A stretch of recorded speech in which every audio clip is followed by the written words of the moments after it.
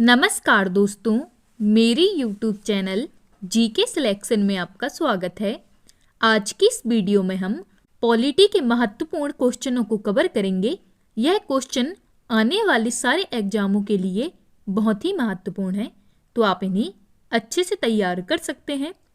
तो आप इस वीडियो को शुरू से अंत तक ध्यान से देखिएगा। तो हम क्वेश्चनों की शुरुआत करते हैं। क्वेश्चन 1 है, भारतीय संविधान के किस अनुच्छेद द्वारा निम्न दुर्बल वर्गों को शिक्षा संबंधी सुरक्षा प्रदान की गई है? तो इसका राइट आंसर होगा ऑप्शन बी, अनुच्छेद 46। भारतीय संविधान के अनुच्छेद 46 के द्वारा निम्न दुर्बल वर्गों को शिक्षा संबंधी सुरक्षा प्रदान की गई है। नेक्स्ट क्वेश्चन है क्वेश्चन नंबर 2, काम करने के अधिकार को राज्य के नीति निर्देशक तत्वों में निम्नलिखित में से किस अनुच्छेद के अंतर्गत रखा गया है? तो इसका राइट आंसर होगा ऑप्शन सी, अनुच्छेद 41। काम करने के अधिकार को राज्य के नीति निर्देशक तत्वों में निम्नलिखित में से अनुच्छेद 41 के अंतर्गत रखा गया है। नेक्स्ट क्वेश्चन है क्वेश्चन नंबर 3, संविधान के किस अनुच्छेद में न्यायपालिका का कार्यपालिका से पृथक्करण का उल्लेख किया गया है? तो इसका राइट आंसर होगा ऑप्शन डी, अनुच्छेद 50। संविधान के अनुच्छेद 50 में न्यायपालिका का कार्यपालिका से पृथक्करण का उल्लेख किया गया है। नेक्स्ट क्वेश्चन है क्वेश्चन नंबर 4, राज्य की नीति निर्देशक सिद्धांतों में से किस अनुच्छेद का संबंध अंतरराष्ट्रीय शांति और सुरक्षा के संवर्धन से है? तो इसका राइट आंसर होगा ऑप्शन बी, अनुच्छेद 51। राज्य की नीति निर्देशक सिद्धांतों में से अनुच्छेद 51 का संबंध अंतरराष्ट्रीय शांति और सुरक्षा के संवर्धन से है। नेक्स्ट क्वेश्चन है क्वेश्चन नंबर 5, भारतीय नागरिकों के लिए एक समान सिविल संहिता प्राप्त करने की बात कही गई है। तो इसका राइट आंसर होगा ऑप्शन बी, अनुच्छेद 44। भारतीय नागरिकों के लिए एक समान सिविल संहिता प्राप्त करने की बात अनुच्छेद 44 में की गई है। नेक्स्ट क्वेश्चन है क्वेश्चन नंबर 6, भारतीय संविधान के निम्नलिखित अनुच्छेदों में से कौन सा अनुच्छेद राज्य सरकार को ग्राम पंचायतों को संगठित करने का निर्देश देता है? तो इसका राइट आंसर होगा ऑप्शन बी, अनुच्छेद 40। भारतीय संविधान के निम्नलिखित अनुच्छेदों में से अनुच्छेद 40 राज्य सरकार को ग्राम पंचायतों को संगठित करने का निर्देश देता है।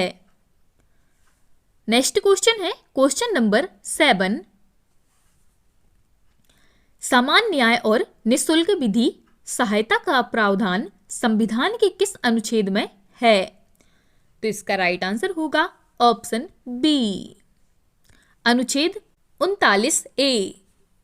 समान न्याय और निःशुल्क विधि सहायता का प्रावधान संविधान के अनुच्छेद 39A में है। नेक्स्ट क्वेश्चन है क्वेश्चन नंबर 8, भारतीय संविधान के अंतर्गत कल्याणकारी राज्य की अवधारणा निम्नलिखित में से किस अनुच्छेद में वर्णित है? तो इसका राइट आंसर होगा ऑप्शन बी, अनुच्छेद 38। भारतीय संविधान के अंतर्गत कल्याणकारी राज्य की अवधारणा निम्नलिखित में से अनुच्छेद 38 में वर्णित है। नेक्स्ट क्वेश्चन है क्वेश्चन नंबर 9, भारतीय संविधान के कौन से संशोधन अधिनियम द्वारा टकराव की दशा में राज्य की नीति निर्देशक तत्वों को मूल अधिकारों पर वरीयता प्रदान की गई है? तो इसका राइट आंसर होगा ऑप्शन बी, 42वां भारतीय संविधान के 42वां संशोधन अधिनियम द्वारा टकराव की दशा में राज्य की नीति निर्देशक तत्वों को मूल अधिकार पर वरीयता प्रदान की गई है। नेक्स्ट क्वेश्चन है क्वेश्चन नंबर 10। राज्य के नीति निर्देशक सिद्धांतों के अनुसार किस आयु तक के बच्चों को निःशुल्क एवं अनिवार्य शिक्षा देने की आशा की जाती है? तो इसका राइट आंसर होगा ऑप्शन ए 14 वर्ष। राज्य के नीति निर्देशक सिद्धांतों के अनुसार 14 वर्ष की आयु तक के बच्चों को निःशुल्क एवं अनिवार्य शिक्षा देने की आशा की जाती है। नेक्स्ट क्वेश्चन है क्वेश्चन नंबर 11। भारत के किस राज्य में समान नागरिक संहिता लागू है? तो इसका राइट आंसर होगा ऑप्शन डी गोवा। भारत के गोवा राज्य में समान नागरिक संहिता लागू है। नेक्स्ट क्वेश्चन है क्वेश्चन नंबर 12। नीति निर्देशक तत्व का महत्व किसके लिए है? तो इसका राइट आंसर होगा ऑप्शन बी राज्य। नीति निर्देशक तत्व का महत्व राज्य के लिए है। नेक्स्ट क्वेश्चन है क्वेश्चन नंबर 13।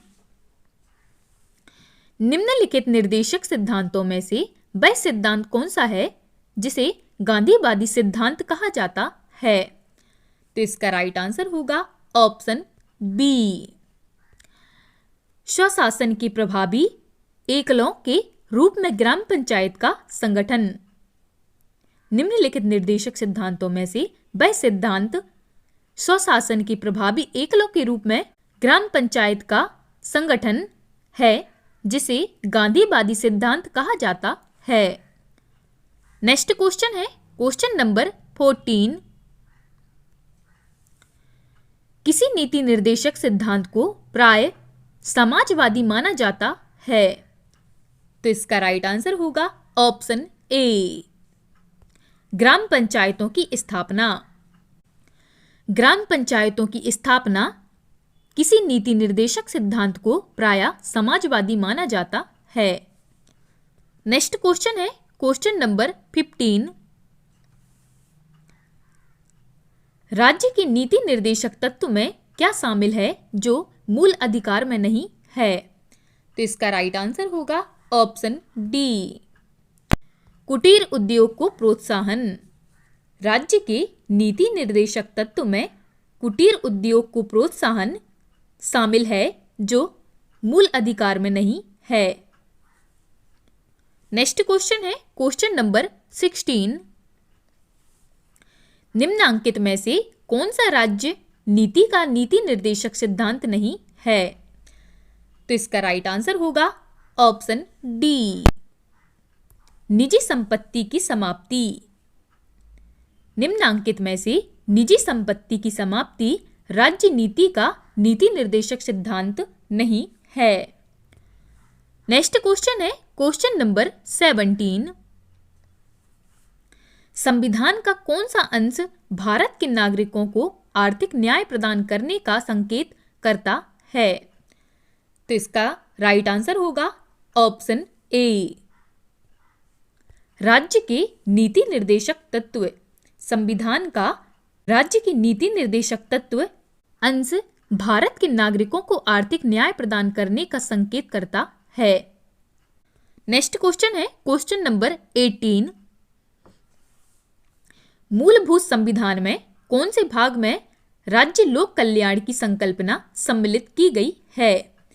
तो इसका राइट आंसर होगा ऑप्शन डी राज्य की नीति निर्देशक तत्व में। मूलभूत संविधान में राज्य की नीति निर्देशक तत्व में राज्य को लोक कल्याण की संकल्पना सम्मिलित की गई है।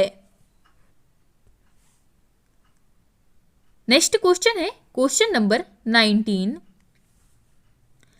भारतीय संविधान में राज्य की नीति निर्देशक सिद्धांत को किस मुख्य कारण से सम्मिलित किया गया है? तो इसका राइट आंसर होगा ऑप्शन ए कल्याणकारी राज्य की स्थापना के लिए। भारतीय संविधान में राज्य की नीति निर्देशक सिद्धांत को कल्याणकारी राज्य की स्थापना के लिए मुख्य कारण से सम्मिलित किया गया है। नेक्स्ट क्वेश्चन है क्वेश्चन नंबर 20। भारतीय संविधान के निम्नोक्त भागों में से किस एक में न्यायपालिका तथा कार्यपालिका के पार्थक्य का प्रावधान है? तो इसका राइट आंसर होगा ऑप्शन बी, मूल अधिकार। भारतीय संविधान के निम्नोक्त भागों में से मूल अधिकार एक में न्यायपालिका तथा कार्यपालिका के पार्थक्य का प्रावधान है। तो यह थे टॉप 20 पॉलिटी के महत्वपूर्ण क्वेश्चन। यह क्वेश्चन आपके एग्जाम के लिए बहुत ही महत्वपूर्ण है, तो आप इन्हें अच्छे से तैयार कर सकते हैं। यदि आपको हमारी वीडियो पसंद आए तो आप हमारे चैनल जीके सिलेक्शन को लाइक, शेयर एंड सब्सक्राइब कर सकते हैं, और भी हमारी वीडियो देखने के लिए आप हमारे चैनल की प्लेलिस्ट पर जाकर देख सकते हैं। Thank you.